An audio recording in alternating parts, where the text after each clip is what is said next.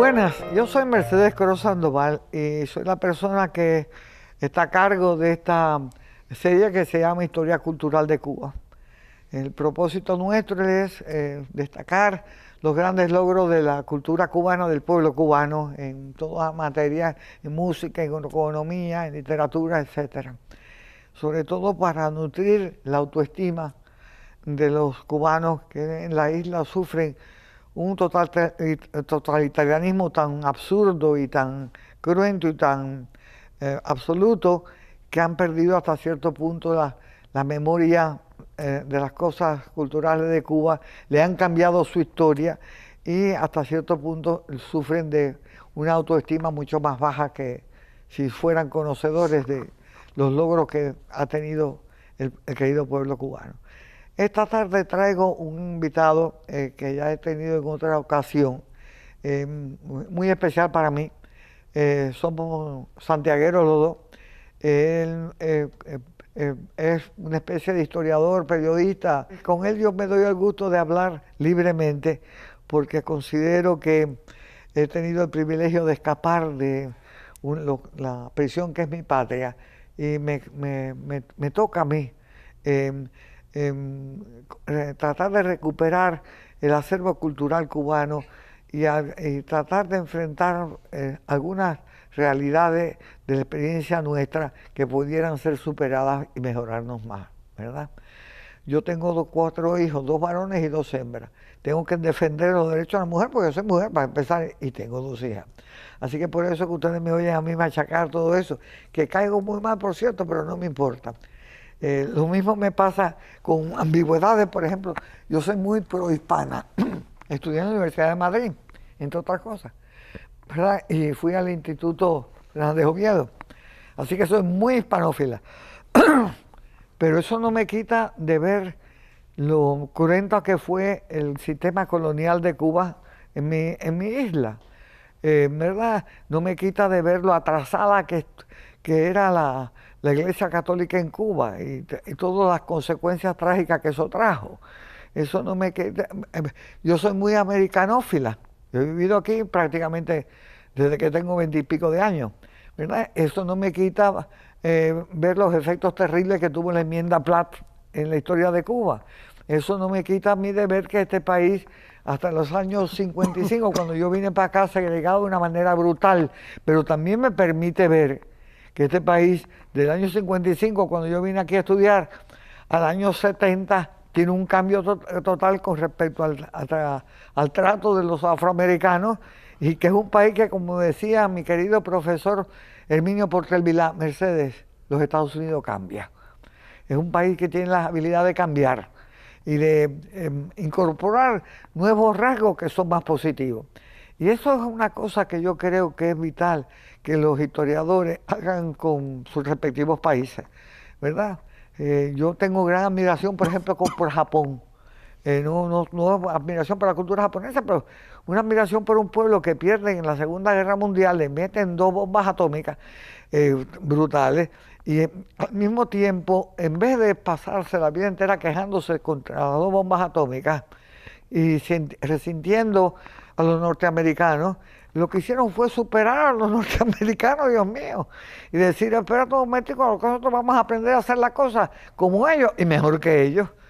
Yo siempre les decía a mis estudiantes en Miami oye, no me vengan con la justificación que tú eres hispano y que por eso te dan malas notas, no me vengan con esa que no la acepto.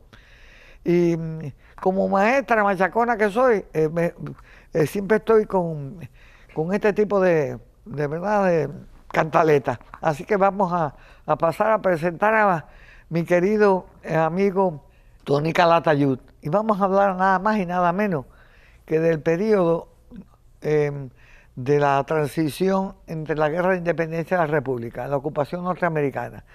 Viendo y mirando las cosas muy buenas que trajo y también viendo y mirando las consecuencias de muchas de las acciones, como todo en la vida, que debe de ser analizado, ¿verdad? Ciertamente, doctora, y gracias por la oportunidad y el privilegio de compartir con usted esta serie de programas que yo las veo y las escucho, los programas que usted ha hecho anteriormente, y primero me maravillo de la coherencia de su mensaje, de su prédica, de su enseñanza, de su capacidad de comunicación, la profundidad de los conceptos que usted expresa, la interpretación que usted le da a la historia de Cuba.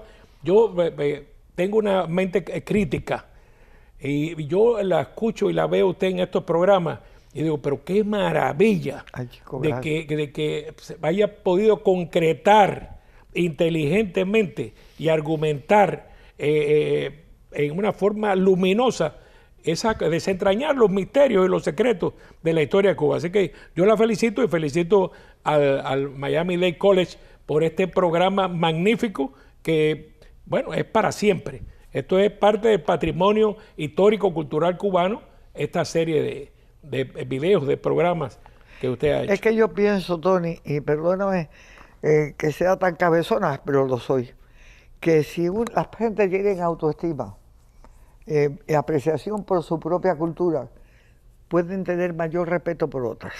O sea, el amor que yo le tengo a la cultura cubana no me quita a mí para nada de que yo ame la cultura norteamericana.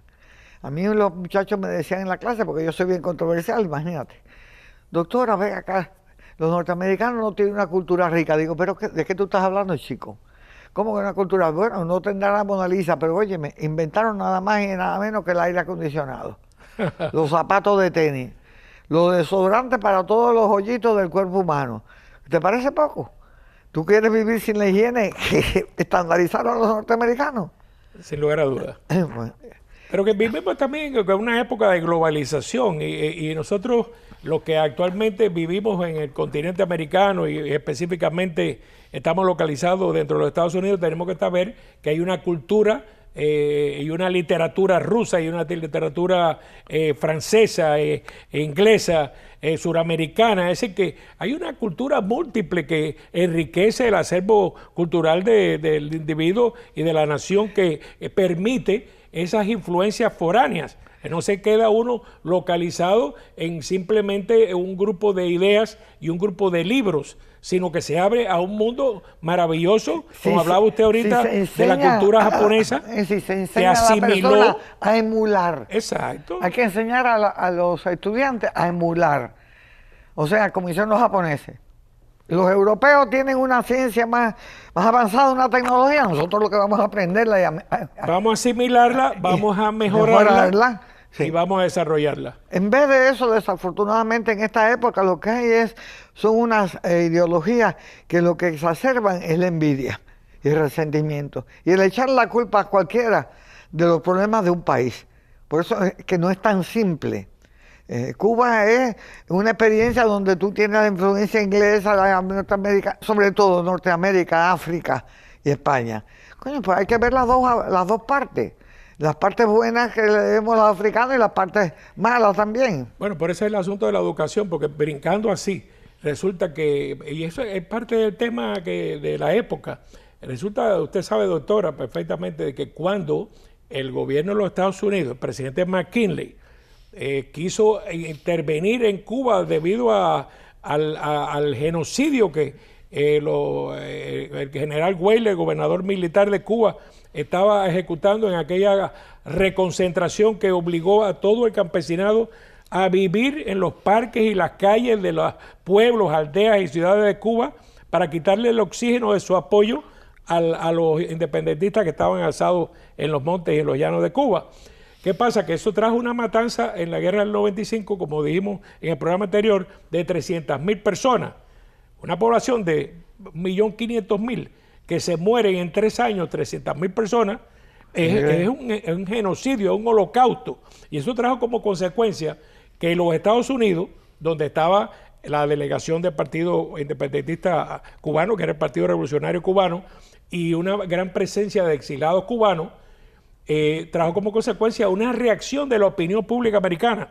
Porque hay que darse cuenta que el Nueva York que pisaba Martí en sus andanzas y donde hablaba Martí en el Harman Hall, ya era, como dijo usted en el primer programa, la principal metrópoli del mundo. Ya estaba fabricado y construido el puente de Brooklyn. Existía el tranvía, existía el alumbrado, existía edificios de múltiples pisos. Quiere decir, ya era la Nueva York moderna de finales del siglo XIX que conoció Martí, pisó Martí y donde vivió Martí. Y entonces allá existía también los rotativos, los grandes rotativos, las máquinas rotativas de los periódicos. Ahí estaba el gran Pulitzer, Randall Hearst, los grandes directores y propietarios de los grandes periódicos que tiraban millones de ejemplares. Se llamaba la prensa amarilla porque el papel de aquellos periódicos era amarilla. Y como eran sensacionalistas, pues se le llamó prensa amarilla a aquellos periódicos. Pero, ¿qué pasaba? Que cuando ocurría en aquel momento de finales del siglo XIX, doctora, no estaba pasando casi nada en el mundo. No había casi ningún conflicto gigantesco en el mundo que llamara la atención de la prensa mundial, y menos de la prensa de Nueva York. Pero estando tan cerca a Cuba y estando ocurriendo un holocausto, un verdadero genocidio en Cuba, y existiendo los cubanos que estaban creando el ambiente de denuncia en los Estados Unidos, era lógico que esos periódicos reflejaran esa tragedia del pueblo de Cuba y que influenciaran el gobierno de Estados Unidos. El presidente McKinley, cuando ya deciden, después de la explosión del crucero Maine en La Habana, deciden intervenir en Cuba para salvar a Cuba de esa desastre, de esa matanza gigantesca, no sabe cómo comunicarse con Calixto García, que es el general jefe de los ejércitos en la parte oriental de Cuba, porque ellos deciden al final que van a hacer el desembarco frente a Santiago de Cuba, no en La Habana ni en Cienfuegos, sino definitivamente en la zona oriental. Y entonces, en vez de comunicarse con Máximo Gómez, que era el jefe de la Fuerza Libertadora, que estaba por Las Villas, se comunican directamente con Calixto García. Pero ¿cómo se comunican si Calixto García está en el monte, rodeado de selvas y de enemigos? Y entonces el secretario de Defensa le pregunta al jefe del ejército, ¿cómo podemos hacerle llegar el mensaje a García? El mensaje a García. Y dice el hombre, únicamente el teniente Andrew Rowan. Ese tipo es capaz de hacer llegar el mensaje. Actualmente, en la literatura, usted lo puede buscar en la internet, se utiliza en la parte comercial, empresarial, el ejemplo de Rowan, y se le llama la teoría del mensaje a García. Porque ¿cómo es que un individuo se le da la orden de que lleve el mensaje del presidente al general García en Cuba? ¿Y cómo ese tipo llega? ¿Él solo? No fue el ejército, no fue el gobierno de los Estados Unidos. Él solo se la arregló para hacerle llegar el mensaje. Claro, lo que no dicen los expertos que ahora están en internet del mensaje a García es que ya se conectó con el Partido Revolucionario. El Partido Revolucionario lo mandó a Jamaica, donde había un español independentista que trabajaba con los cubanos, de apellido Sabio, que era el que llevaba en una pequeña embarcación de Jamaica a la Sierra Maestra todos los documentos, armas, etcétera, etcétera. Y entonces, a través del Partido Revolucionario, eso no se dice en la historia de los Estados Unidos, es que Rowan va a Jamaica, se empata con este cubano, Sabio de apellido, cubano español, lo llevan a la Sierra Maestra, y cuando desembarca en la Sierra Maestra solo Rowan, con su mensaje del presidente McKinley, inmediatamente unas tropas de Coronel Hernández lo encuentran y se lo llevan a Calixto García, porque todo Oriente estaba tomado por la Fuerza Libertadora. Pero fíjense usted que hablando del mensaje a García, hay 2 o 3 grandes documentos o pequeños documentos. Pues mensaje a García resulta que un escritor que se llamaba Hoover, en un periódico de 4ª categoría, tenía un espacio libre y no se sabía qué iba a llenar con el periódico ese día. Y se le ocurrió hacer un artículo que se llamaba El mensaje a García. Y ese artículo gustó tanto en que aparecía la forma en que el teniente Rowan había llevado el mensaje a Cuba, el valor del individuo. O sea que este es el país del individualismo, los Estados Unidos, que cómo el individuo se sobrepone a todas las fuerzas negativas que lo frenan y cómo logra triunfar frente a todas esas negatividades. Y entonces se convirtió tan importante ese artículo, el mensaje a García, que es uno de los documentos más reproducidos en la historia del mundo. 100 millones de ejemplares se publicaron a través de la historia en diferentes idiomas. 100 millones de ejemplares del mensaje a García. Y eso es precisamente relacionado con esta historia de Cuba. Es decir, que Estados Unidos, igual que Estados Unidos ha influenciado enormemente a Cuba, Cuba ha influenciado enormemente la historia de los Estados Unidos. ¿Por qué? Según todos los historiadores de Estados Unidos, los principales historiadores, el inicio de lo que se le llama en la historia de los Estados Unidos de el imperialismo americano, en el mejor sentido de la palabra imperialismo, que era la expansión territorial fuera del lógico territorio interno. No estamos hablando de la expansión hacia Texas, California, sino la expansión extraterritorial. Existía, como existió en la Primera Guerra Mundial y en la Segunda Guerra Mundial en los Estados Unidos, un espíritu de aislacionismo. No se quería participar en la guerra europea, no se quería participar en el colonialismo. Es decir, Estados Unidos era el símbolo de la libertad y de la democracia, el republicanismo. No se quería que Estados Unidos se convirtiera en un país colonialista, teniendo colonias en África, en Sudamérica, en Asia, como tenía Alemania, Italia, Inglaterra, Rusia, todos los países, ¿no? Francia. Y entonces, cuando los agricultores americanos que habían desarrollado una agricultura muy rica en Hawái, le pidieron al presidente Cleveland, anteriormente, años antes, que se interviniera y se tomara Hawái. El gobierno de Estados Unidos dijo que no le interesaba Hawái. ¿Qué pasa? Que cuando ocurre la guerra de Estados Unidos, la guerra hispano-cubano-americana, la llamamos nosotros, los americanos le llaman the Spanish-American War, la guerra hispana-americana. Cuando ocurre eso, al mismo tiempo que ellos invaden Cuba y que un poquito después invaden Puerto Rico, ellos invaden Filipinas, que era una posesión colonial española. Es decir, se enfrentan al colonialismo español en el escenario del Atlántico y el escenario del Pacífico. ¿Qué pasa? Que cuando Estados Unidos toma posesión de Filipinas, y aquí están los Estados Unidos, se dan cuenta que en el medio del mapa, en el medio de ese gigantesco océano que es el Pacífico, entre California y Filipinas, hay un lugar, un país, una isla que es Hawái. Y se dan cuenta, puesto porque la Marina en aquella época usaba carbón como combustible. Y lo que eran carboneras, la necesidad de llegar a un lugar, como pasan los automóviles con la gasolinera, tenía que haber carboneras, porque era el combustible. Y entonces para llegar a las Filipinas era mejor llegar a Hawái, cargar carbón y seguir hasta las Filipinas. Y entonces decidieron cogerse a Hawái. Así que gracias a la guerra de Cuba, Estados Unidos se convierte en un imperio. Se queda con Filipinas, se queda con Hawái, se queda con Puerto Rico. Quiere decir que cuando luego, en su propio escenario de desarrollo y de expansión, el imperio japonés va hacia el sur en el Pacífico, se encuentra a un país, a una potencia extracontinental que está ahí por culpa de la intervención en Cuba. Y ahí viene Pearl Harbor, que es en Hawái. Los japoneses, cuando se expanden hacia el sur, se encuentran la presencia americana, que no existía nada más que naval en la época de la guerra de Cuba. Es decir, ya entonces Estados Unidos es dueño de Filipinas, por eso los japoneses tienen que meterse en Filipinas y toman Filipinas y hacen al general MacArthur salir en un guardacosta urgente, porque si no lo detienen o la capturan. Bueno, la tesis tuya es que los Estados Unidos, el expansionismo norteamericano no se convierte en imperialista hasta que conquistan o anexionan. Hasta que ocurre el caso de Cuba. Bueno, eso es una tesis interesante.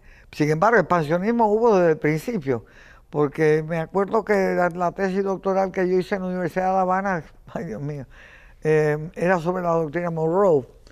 La doctrina Monroe, 1824, por ahí, no me acuerdo ahora exactamente, era no permitir que hubiera colonialismo en la América, nuevo colonialismo, porque ya España había perdido parte de toda Hispanoamérica y se estaba tratando en España, gestionando reinvadir para colonizar. Alemania tenía interés también en expansiones. Inglaterra, por favor, el país más imperialista que Inglaterra, que salía a buscarlo. Pero los norteamericanos, pues prácticamente ponen Monroe la teoría de que, o la tesis de que los norteamericanos no van a permitir el nuevo colonialismo en América. O sea, que tenían puesta su vista en el expansionismo. Y han sido un país que han logrado positivamente expandirse desde las primeras 13 colonias hasta lo que es ahora, territorialmente creo que más de 80 veces. Sí, pero hay que darse cuenta, doctora, que la doctrina Monroe lo que plantea, como usted bien dijo, era evitar que los grandes imperios europeos, acuérdense que esta es la época de los cohetes y los aviones, y los portaaviones, pero aquella era la época de los acorazados, de los cruceros. Y entonces el que tenía, como Inglaterra, por ejemplo, o Alemania, por ejemplo, tenía una gran marina de guerra, controlaba el mundo, como Inglaterra, que controlaba el mundo entero y tenía colonias en todos los continentes. ¿Por qué? Porque la vía, el conducto, la herramienta del imperialismo era la marina de guerra. Que por eso es que el imperialismo surge en 1898 en los Estados Unidos, porque se funda y se crea y se construye una marina de guerra de acorazados de acero y de grandes cañones modernos en los Estados Unidos. Antes de existir la gran marina de guerra en los Estados Unidos, pues ahí está la batalla naval de Santiago de Cuba. En los años 50, 1850, el anexionismo tenía bastante raigambre en parte del sur de los Estados Unidos. Y la idea era incorporar a Cuba como un estado anexionista para ellos tener mayor posición en el Congreso. Por el asunto de los esclavos. Bueno, por el asunto de los esclavos. Entonces, no se puede negar que eso es una vía hacia el imperialismo. Vaya, pero el hecho cierto es que Estados Unidos no se quedó, salvo Puerto Rico, con ninguna nación de Sudamérica. Lo que pasa es que, por ejemplo, las naciones, las repúblicas latinoamericanas y centroamericanas eran tan pequeñas, tan pobres, con ejércitos tan mínimos en ese siglo XIX, que la presencia de acorazados de la Marina de Guerra Europea frente a las costas de unos países de esos desestabilizaba un país, por ejemplo, frente a Venezuela y Argentina. Frente a Venezuela y en Argentina, barcos británicos y barcos alemanes en Venezuela eran un peligro enorme a esos países que tenían un ejército chiquitico y ni marina de guerra. ¿Qué ocurrió? Que Estados Unidos dijo, va a regresar el colonialismo a América, y al crear la doctrina Monroe le decía, como decía aquella canción, cuidadito, compa gallo, no te metas en mi corral. Y eso es lo que, mi gallinero, eso fue lo que ocurrió. Es decir, la doctrina Monroe no crea las condiciones de la expansión territorial americana, sino impide las condiciones para la expansión europea en América con las repúblicas débiles de aquella Bueno, yo época. lo que estoy tratando de señalar de que el interés de los Estados Unidos en Cuba era viejo ya, porque hubo un presidente que decía que esperaba que Cuba fuera una manzana podrida que cayera dentro del ámbito norteamericano sin disparar un tiro. Eso existía. Eso no tiene en realidad nada moralmente positivo o negativo. Estamos hablando del siglo XIX, que es el siglo del imperialismo. Y no está discusión, eso que usted dice, no está discusión. Eso es bandurria, porque es el siglo del imperialismo británico, el imperialismo francés, belga, por favor. No tiene nada de particular que los norteamericanos, país que se había señalado por industrializarse rápidamente, porque el milagro norteamericano de coger la revolución industrial, hacerse líder de la revolución industrial en menos de 50 años, no tiene parangón. Así que un país que es capaz de incorporarse a la revolución industrial, normalmente tenía que buscar mercado. Hay que pensar que los Estados Unidos, cuando está en ese fermento de la creación de la gran nación americana que se consolida, si se quiere, con la guerra civil y con otras cosas, el desarrollo de la reconstrucción de Estados Unidos después de la guerra civil. Pero hay que pensar que la emigración europea hacia Estados Unidos en el siglo XIX fue de millones, pero de 20 millones, 10 millones, 40 millones. ¿Qué pasa? Que ahora se habla de la fuga de talentos. Imagínense, Europa perdió 30 o 40 millones en un periodo muy corto de tiempo y lo ganó Estados Unidos. que esa población llegaba con la experiencia europea a un país extremadamente rico que tenía todas las minerales habido por haber, todos los todos climas, los ríos, la agricultura, los campos, petróleo, pues en aquella época el petróleo no era importante todavía, carbón, tenía de todo. Este es un país que tiene de todo. Y entonces le caen 30, 40, 50 millones de extranjeros en un periodo muy corto de tiempo y consolidan con esa experiencia europea trasladada. Es muy importante, vienen con sus esposas. Exacto. Vienen con sus mujeres.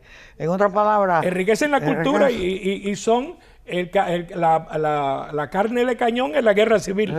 La carne de cañón en la guerra civil son los europeos que se meten dentro del ejército del norte, sobre todo, porque venían de las ciudades industriales del norte.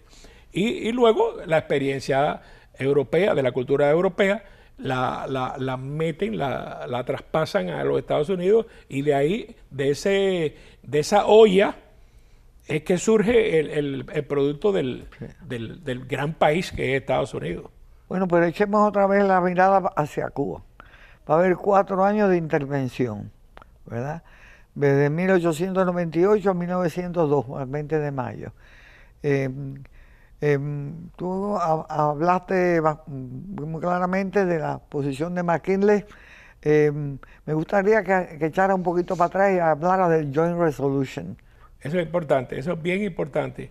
¿Qué pasa? De que mientras, igual que ahora, no es que se quiera el apoyo del gobierno de los Estados Unidos simplemente en la causa de la libertad de Cuba contra el comunismo, es que se quiere más ampliamente, globalmente, un concepto que es histórico en todos los países y en todos los procesos, que es la solidaridad internacional.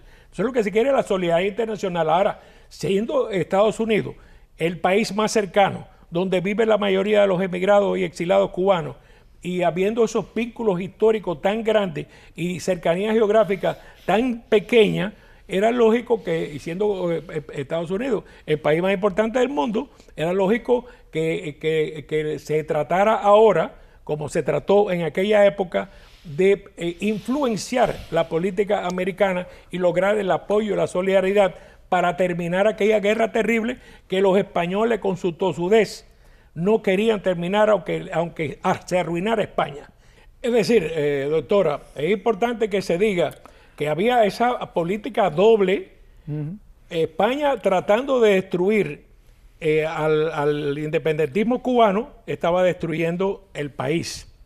Pero los independentistas cubanos sabían que en la zona de Matanzas y La Habana estaba la gran riqueza azucarera cubana, los grandes ingenios, la gran riqueza, que era la que sostenía el esfuerzo español y pagaba parte del presupuesto español. Entonces, la política de la tea incendiaria y la tea de la tierra arrasada la aplican Gómez y Maceo y todos los demás generales e independentistas. Quiere decir que en este momento hubo una combinación que parecía que se habían puesto de acuerdo los españoles y los independentistas a destruir a Cuba, unos para mantenerla esclava y otros para poderla liberar. Entonces, ¿qué pasa? Que cuando termina la guerra hispanoamericana, que ya da conclusión a la guerra de independencia cubana, el ejército americano interviene y se queda en Cuba momentáneamente, por ese periodo desde el 1898 al 1902, 4 años, resulta que Cuba está destruida completamente. No hay industria, no hay agricultura, no hay ganado, los ingenios han sido destruidos, incendiados, los campos de caña igualmente, las industrias igual, la economía del país está en ruinas, las ciudades están destruidas completamente, la falta de higiene, el hecho, como decía en el otro programa, el vómito negro, la fiebre amarilla, las graves enfermedades tropicales, estaban destruyendo el país. La falta de higiene, una cosa terrible. Claro, una guerra de 3 años, una guerra de esa categoría, trajo como consecuencia que cuando el país llegó y se firmó la paz en París, el país estaba completamente destruido. Y entonces la intervención de Estados Unidos, de un país tan poderoso, de un ejército organizado, sirvió de mucho porque empezaron a organizar el país para prepararlo para la independencia.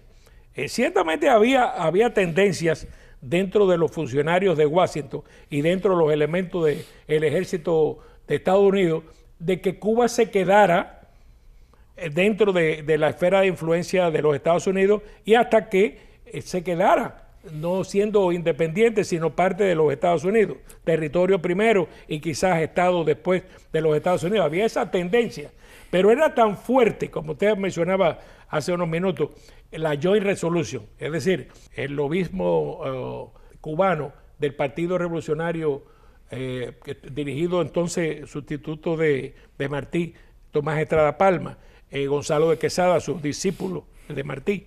Esa gente dirigían el Partido Revolucionario y ese grupo fueron los que influenciaron en el Congreso de los Estados Unidos en contra de la política del presidente McKinley, que no quería meterse en Cuba a lograr, y en eso hubo promesas de bonos y de compensaciones económicas cuando Cuba fuera república libre, y así lo hicieron y lo pagaron después, a un grupo de influyentes senadores y representantes para que apoyaran la resolución conjunta, que es como se llama en español, la Joint Resolution, la resolución conjunta del Congreso de los Estados Unidos que decía Cuba es y por derecho debe ser independiente, libre y soberana. Ese documento hecho por el Congreso, suscrito, firmado por el Congreso de los Estados Unidos, amparó la independencia de Cuba. Sí. No así la de Puerto Rico porque no existía ese documento. No así la de Filipinas porque no existía ese documento. Entonces, las tendencias imperialistas dentro del gobierno de los Estados Unidos y el ejército de los Estados Unidos y la Marina de los Estados Unidos, que era el principal instrumento imperialista en los Estados Unidos, capturó y se quedó con Filipinas y con Puerto Rico. No lo pudo hacer en Cuba por dos razones. Una, porque existía esa resolución conjunta del Congreso de los Estados Unidos. Segundo, porque los grandes periódicos que controlaban la opinión pública americana habían alentado la independencia de Cuba, habían apoyado la independencia de Cuba y no se suponía que entonces se podía dar una marcha atrás. Aparte, el pueblo de Cuba llevaba 30 años luchando por su independencia, existían instrumentos independentistas importantes y hasta si se quiere, y esto vale la pena mencionar, que por poco perdemos la independencia, porque sea presionado por el gobierno de los Estados Unidos, sea por una falta de visión histórica, aquella que yo mencionaba en el primer programa, que el liderazgo independentista cubano había muerto en los campos de batalla, no como aquí, que en los Estados Unidos Washington quedó vivo, Bolívar quedó vivo, San Martín quedó vivo, pero en Cuba todos los patriotas, Maceo, Martí, Céspedes, murieron en combate. ¿Qué pasa? Que la República nace huérfana de sus principales cabezas pensantes y actuantes. A pesar de eso, nos salvamos y la República Independiente se dio el 20 de mayo de 1902. A pesar de que sea, decía yo, por presión de los Estados Unidos o por incompetencia de nuestro liderazgo que quedó vivo, se disolvió el Partido Revolucionario Cubano, se disolvió el Ejército Libertador y se disolvió el gobierno en armas. Quiere decir, los tres instrumentos que utilizó el pueblo de Cuba, las tres herramientas que utilizó el pueblo de Cuba para su independencia, el Partido Revolucionario Cubano, el gobierno en armas y el Ejército Libertador fueron disueltos en los 4 años de intervención americana. Quiere decir que dejaron manco y cojo y ciego al pueblo de Cuba. Sin embargo, el pueblo de Cuba tenía tal herencia independentista, tal afán de libertad y había pagado un precio tan alto que no se le pudo negar la independencia y la soberanía. A mí me parece que hubo presiones para que se disolviera el ejército, que Máximo Gómez no quería hacerlo, pero bueno, eso es otra historia. No, la realidad es que, bueno, eso es cuando yo siempre le digo a mis alumnos, cuando conversamos sobre la República de Cuba, señores, sitúense ustedes, siempre me gusta a la gente situarla en un momento. La historia no es aprenderse una fecha de memoria, es saber qué es lo que había en esa fecha. ¿Qué había? ¿Qué evolución económica, intelectual, política estaban dando? esta República nuestra duró 50 años. Oye, yo tengo 82. O sea, yo prácticamente doble la edad de la República, del año 1902 hasta el golpe de Estado de Batista, con sus ups and downs, ¿no? Con su para ir para abajo. Pero las cosas que logró son inmensurables. Eso es lo que mantiene mi espíritu optimista con respecto al destino de mi patria de origen, porque un pueblo, parte de un pueblo que es tan capaz de hacer los logros de la República con una arquitectura moderna buenísima, pintura moderna muy buena, buena literatura. Estoy hablando de la cultura culta, pero no hablemos de lo demás en materia de higiene. Cuba era uno de los países más higiénicos del continente, señor. En materia de educación, increíble. Yo nada más que le señalo una y otra vez a los estudiantes, ¿por qué triunfamos los cubanos, señores?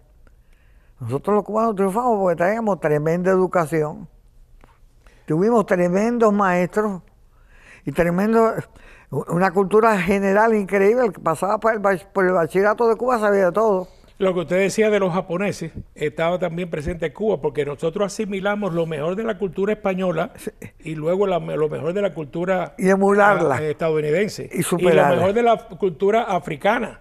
Es decir, que nosotros éramos una mezcla donde absorbimos, asimilamos la música africana, algunas cosas de los ritos africanos, la cultura estadounidense, que era de primera, y la cultura española, porque ahora mismo se dice, no, porque la cultura española era una cultura, la educación española, la enseñanza española no servía. Pero perdón, ¿cómo que la española? Porque entonces cuando uno va a la independencia, quiere rechazar toda la colonia, pero la colonia tenía cosas buenas, porque el siglo de oro, doctor, usted lo sabe, que usted lo ha estudiado y lo ha documentado, el siglo de oro de la literatura y de la cultura cubana es el siglo XIX, bajo la enseñanza escolástica española. Está Martí, está Varona, está Varela, está Saco, está Luis Caballero.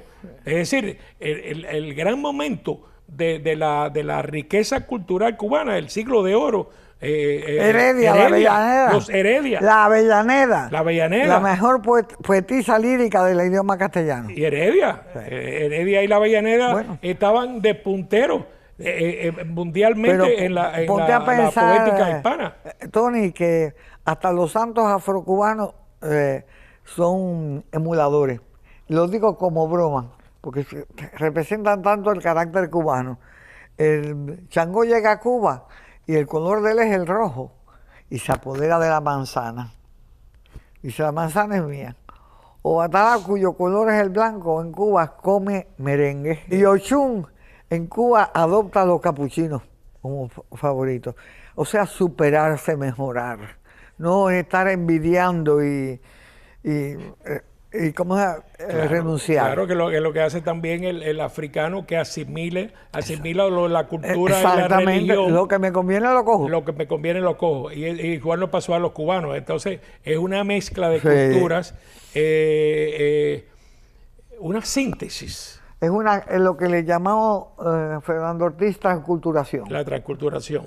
Y por eso es que se ha hablado mucho de que eso se cocinó en la olla de una isla, que no había las influencias extra de otras culturas o de otros países que a través de las fronteras. Cuba era una isla y ahí pues se cocinó una música especial. La mayoría, la potencia musical cubana es extraordinaria. Se han hecho estudios, la cantidad de géneros musicales que se dieron en Cuba se multiplican por 4 o por 5 lo que se han dado en México, en Brasil, en Argentina. La riqueza culinaria cubana. Nada más que hablando, doctora, de que la rumba, el bolero, la guaracha, el chachachá, la conga, el mambo, todo eso es cubano. La influencia que tiene el jazz, el danzón, la influencia que tiene la música cubana en el jazz y en el tango. Es decir, Cuba es una gigantesca potencia musical y, entre otras cosas, ¿no? Y eso surgió en la gran cocina, en el gran horno del siglo XIX. Es más, cuando llega la intervención, se nombra al frente de la parte educacional al filósofo Varona. Sí. Y Varona, imbuido por esa política, esa filosofía de la época, sí, el positivismo, sí, cambia los sistemas educacionales cubanos que habían producido el siglo de oro, habían producido a Martí, lo habían producido a él, a Varona, a todos aquellos grandes cumbres del pensamiento decimonónico cubano. Y entonces la República nace. ¿Dónde están los grandes pensadores de la República? ¿Dónde están las grandes figuras intelectuales de la República? Las hay, la hubo y la habrá, pero no están a la altura de la gente del siglo XIX. ¿Por qué? Porque la política educacional de Varona, en la intervención a través de la filosofía positivista, le dio más importancia a las ciencias que a las artes y la cultura tradicional. Y entonces nos convirtió en muchos matemáticos, muchos arquitectos, muchos ingenieros, pero se rompió el hilo umbilical de la gran cultura que venía de la tradición española. Ahí no estoy muy de acuerdo contigo, pero no vamos a discutir eso. Lo que se introdujo fue el estudio, en vez del latín, el estudio del inglés, muy útil.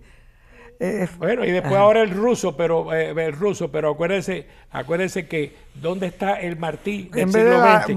¿Dónde está el Varona del siglo XX? ¿Dónde está el Varela del siglo XX? El Heredia del siglo XX, el Avellaneda del siglo XX. Se quedaron en el XIX, en esa cultura y esa educación que nosotros, como era española, yo lo que veo es la escolástica la llamábamos negativa. La cultura republicana da una arquitectura muy respetable. Sí, la arquitectura moderna da una pintura moderna cubana muy respetable. Pues la pintura del siglo XIX es nada comparada con la pintura de avant-garde de los años 40 de Cuba. La música cubana del siglo XX es de apaga y vámonos. No, yo no deniego ni... No, yo no soy varonista, pero sí creo que... a la cultura de la República. La cultura de la República es monstruosa, gigantesca.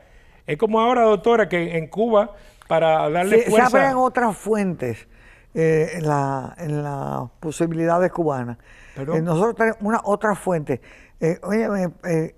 ¿Cuándo tú ibas a imaginarte tú, por ejemplo, en Madrid, la creación de una cosa tan importante, porque no se da importancia bueno, no vamos a entrar en eso, que el Liceo Cubano, fundado por unas mujeres cubanas de avanzada, que crearon Aproarte musical? Eso es muy de una cultura positivista, muy de una cultura de avant-garde. No, por eso yo cuando menciono la diferencia entre el positivismo y la escolástica, es porque eso nunca se ha estudiado y hay que estudiarlo. Es como una anotación para una referencia futura. Pero el siglo XIX fue un siglo, usted lo dijo, monstruoso, el siglo de oro cubano en cuanto a la creación de la nación, al independentismo y a la cultura y a la literatura. Nada más que usted habla de Saco, de Varela, de Martí, de Varona, de la Avellaneda, de Heredia, son inconmensurables. Ahora la República a su nivel dio una monstruosa representación. Es más, vino el comunismo, trataron a través de la imprenta nacional y de un grupo de instituciones formadas para crear una cultura oficial marxista, y han publicado miles de libros en Cuba, de miles de autores. El exilio ha producido más libros y más autores y más profunda cultura que el país entero. Quiere decir que Cuba se multiplica. Cuba es un país excepcional, la isla mágica, la isla de Corcho, que no se hunde, y a veces cuando los hermanos latinoamericanos o hispanos nos escuchen a nosotros hablar en esa forma tan encomiástica, tan prepotente desde el punto de vista de ellos, entre comillas, de Cuba, dice, pero estos cubanos se creen que son la última Coca-Cola del desierto y el ombligo del mundo. No, pero es que realmente hemos desarrollado una cultura muy individual, muy singular, muy excepcional, debido a lo mejor a nuestras tragedias, a nuestras contradicciones. Bueno, míralo, yo desde el punto de vista de mi disciplina de antropología, veo al cubano como el más hispanófilo el más africano y el más americano. Eso nada más que nosotros lo entendemos. Wow, ese concepto nunca lo había oído, pero es brillante. Pero ponte a pensar, los cubanos hacemos zarzuela, nos encanta la zarzuela, vamos a España como peregrinación. La tortilla y el chorizo. Peregrinación. Yo voy a España, bueno, yo me siento en España como en mi casa, pero bueno, somos más proamericanos que nadie, conociendo los defectos que tienen muchos de los norteamericanos, o el gobierno, o el Departamento de Estado. No le podemos negar a este país que es un país donde hay una libertad de que nunca lo hubiéramos disfrutado en nuestro propio país, de mucha mayor tolerancia, etcétera. Y de ñapa somos más africanos que nadie, porque los cubanos le decimos a la gente que queremos negritos, todos tenemos de algo de, el que no tiene de Congo tiene de Carabalí. ¿Y tu abuela dónde está? ¿Y tu abuela dónde está? Pero bueno, vamos a concretarnos porque nos queda poco tiempo. Hemos discutido las cosas buenas que trajo la intervención, sobre todo en materia de educación y de salud. Eso no hay la menor duda. Yo creo que en materia, en forma negativa, sí nos hizo daño, porque creó en Cuba el platismo. Creó una idea que le hicieron daño a Cuba aún en el año 58. Esa idea que tuvieron siempre los cubanos de que Cuba no iba a caer en manos de los rusos, porque los americanos nunca lo iban a permitir. Es una secuela de ese proteccionismo, o como queramos llamarlo, que creó la intervención norteamericana. De una forma negativa también pudiéramos decir, hay que también, ¿por qué no?, discutir las cosas. Los interventores americanos prácticamente insistieron en que la República de Cuba tuviera escuelas segregadas. En 2 ocasiones votó la Asamblea republicana en contra. Cuba nace a la República con, ¿cómo se llama?, el acceso de las 2 razas al sistema escolar, a pesar de la influencia norteamericana en contra. Pero bueno, hay muchos factores que fueron positivos. Los positivos fueron más que nada. Yo creo que los norteamericanos tuvieron un aspecto muy positivo en el asunto de las relaciones sexuales. Yo siempre digo, no estoy hablando de relaciones sexuales en el pícaro modo, ¿no?, sino de cómo se relacionaban los 2 géneros. Yo siempre contaba que cuando yo tenía como 10 años vivía en Santiago y habían 2 cines a los que yo acudía muy a menudo. Uno era el Cine Cuba, que ponían películas norteamericanas más modernas, y entonces el otro era el Cine Oriente, donde ponían las películas mexicanas. Y las películas mexicanas a mí no me gustaban porque siempre era la pobre Marga López, que era una pobre muchacha, muy buena gente, que el novio la seducía una noche y salía en estado. Una cosa terrible, vaya, como una maldición. Y entonces la mamá de ella, que se llamaba Sara García, lloraba toda la noche y era la mujer subyugada, abusada, hasta se metía prostituta. Entonces cuando tú ibas al Cine de Cuba, pues estaba John Crawford, que tenía tu revólver, le daba una bofetada a cualquiera. Estoy bromeando, pero... Sí, pero es la cultura más independiente para la mujer, más moderna. Eso tiene su secuela. Cuando yo fui a la Universidad de La Habana en el año 50, más de la 1/3 parte de la población universitaria era femenina. Dejémonos de bobería. Y creo que tuvo un efecto muy grande en el exilio, porque cuando llegamos aquí la mujer cubana se tuvo que pegar a trabajar en su casa y trabajar afuera, y creo que tuvo muchísimo que ver con el éxito del cubano aquí, porque aquí todo el mundo tuvo que poner su parte. Así que, como diríamos, como un suceso que tuvo impacto en la cultura cubana, sí, la intervención americana tuvo mucho impacto en la cultura. Sí, pero ciertamente modernizó la cosa cubana, sí, con una influencia de afuera, que era importante.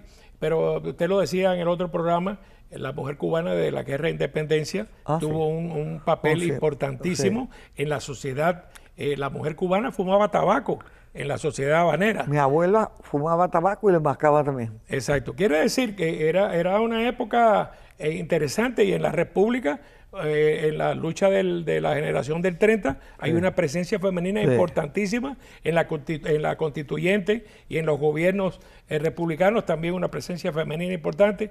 Es decir, que Cuba siempre se le dio un papel valioso y de influencia a la cuestión femenina. Bueno, y la igualdad de los sexos en cuanto a la política. De ahora en adelante va a ser mayor. Bueno, bueno, como decía usted, un día tenemos que poner una presidenta cubana, una mujer presidenta de Cuba, ya que nosotros los hombres hemos echado a perder tantas veces las cosas. Bueno, querido público, tenemos que decirle hasta la próxima.